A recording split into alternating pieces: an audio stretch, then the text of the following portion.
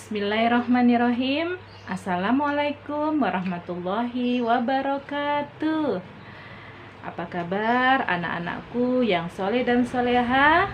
Mudah-mudahan di hari ini, hari Kamis tanggal 24 September 2020, Ananda senantiasa diberikan kesehatan, diberikan keberkahan oleh Allah Subhanahu wa taala. Sebelum kita mulai pelajaran hari ini, mari sama-sama kita berdoa dulu ya. Ista'iddu hab irfa yadana da'u khusyu'an. A'udzu billahi minasyaitonir rajim. Bismillahirrahmanirrahim. Alhamdulillahi rabbil alamin.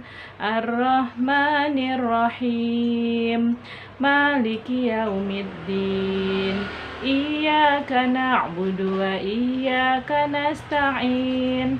Ihdinas siratal mustaqim. Siratal ladzina an'amta 'alaihim ghairil maghdubi 'alaihim waladdallin. Amin. Raditu billahi rabbah wa bil islami dina wa bi muhammadin nabiyya wa rasula wa bil qur'ani imama wa hukma. Rabbi zidni ilma warzuqni fahma. Rabbi syrah li sadri wa yassir li amri wahlul 'uqdatam min lisani yafqahu qawli. Amin ya rabbal alamin. Ya, alhamdulillah hari ini kita sudah berdoa. Semoga Allah menambah keberkahan atas ilmu yang kita dapatkan hari ini, dan mudah-mudahan ilmu kalian bermanfaat di dunia dan akhirat ya. Bincang-bincang pagi Ustazah hari ini adalah tentang 4 ujian manusia di dunia dan bagaimana cara kita mengatasi ujian tersebut ya. Yang pertama adalah ujian kenikmatan ya. Jika Allah memberikan kenikmatan, itu juga sebenarnya merupakan ujian bagi kita ya. Maka ketika manusia diberikan ujian kenikmatan, maka cara terbaik yang dilakukannya adalah dengan cara bersyukur kepada Allah Subhanahu wa taala ya. Jadi kalau kita diberi nikmat, kita harus bersyukur ya. Tidak boleh kufur gitu ya. Misalkan ya masa cuma segini doang, ya masa cuma segini aja, nggak boleh ya. Kita harus bersyukur. Berapapun nikmat yang Allah berikan kepada kita, kita harus senantiasa bersyukur, karena nikmat juga merupakan ujian bagi manusia ya. Kemudian yang kedua adalah ujian ketaatan ya. Ketika manusia diberikan ujian ketaatan, maka cara terbaik yang dilakukannya adalah dengan ikhlas kepada Allah ya. Nah, hati-hati jangan sampai riya atau pamer dalam beribadah. Jadi kalau kita lagi semangat ibadah nih, itu juga sebenarnya merupakan ujian ya. Kenapa? Agar ibadah kita itu kita usahakan untuk ikhlas hanya kepada Allah Subhanahu wa taala. Nggak boleh pamer, nggak boleh riya gitu ya. Masya Allah. Kemudian yang ketiga adalah ujian musibah. Nah, ini yang lebih sering kita maknai bahwa ujian itu adalah sebuah musibah gitu ya. Padahal nikmat dan ketaatan juga sebenarnya juga merupakan ujian buat kita ya. Musibah yang dialami orang yang beriman disebut ujian. Ya, jadi kalau orang beriman mengalami musibah itu adalah ujian. Tapi musibah yang dialami oleh orang yang bermaksiat itu adalah hukuman dari Allah Subhanahu wa taala.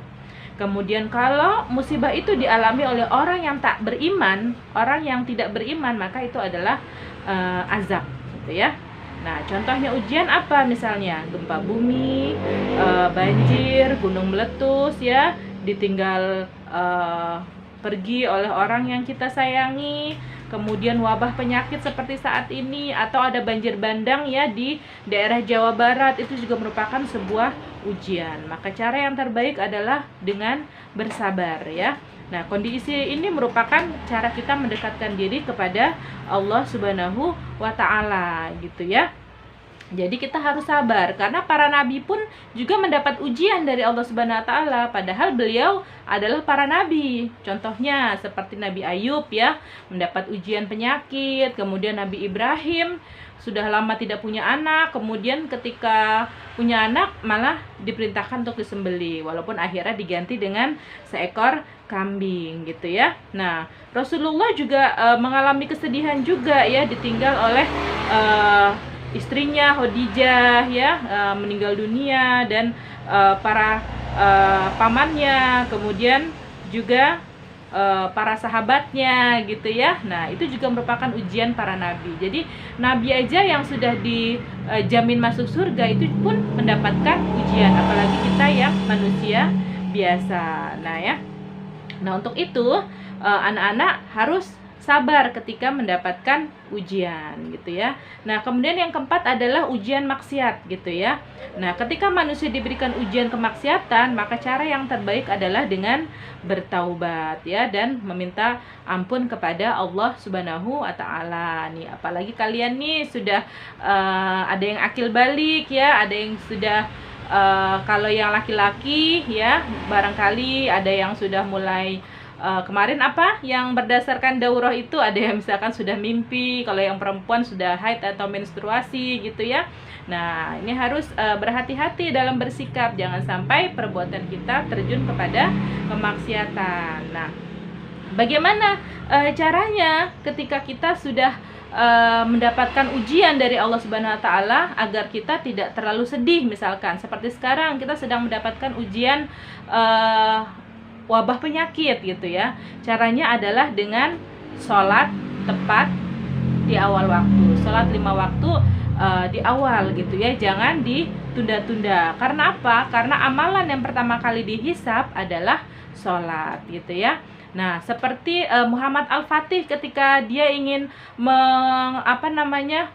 menjatuhkan Konstantinopel, Muhammad Al-Fatih itu dia sholat tahajud berjamaah bersama pasukannya di malam hari. Maka Allah mengabulkan harapannya untuk bisa menaklukkan Konstantinopel gitu ya. Jadi di samping kalian sholat wajib, maka kalian juga harus melakukan sholat sunnah. Karena sholat sunnah itu ibarat cahaya ya.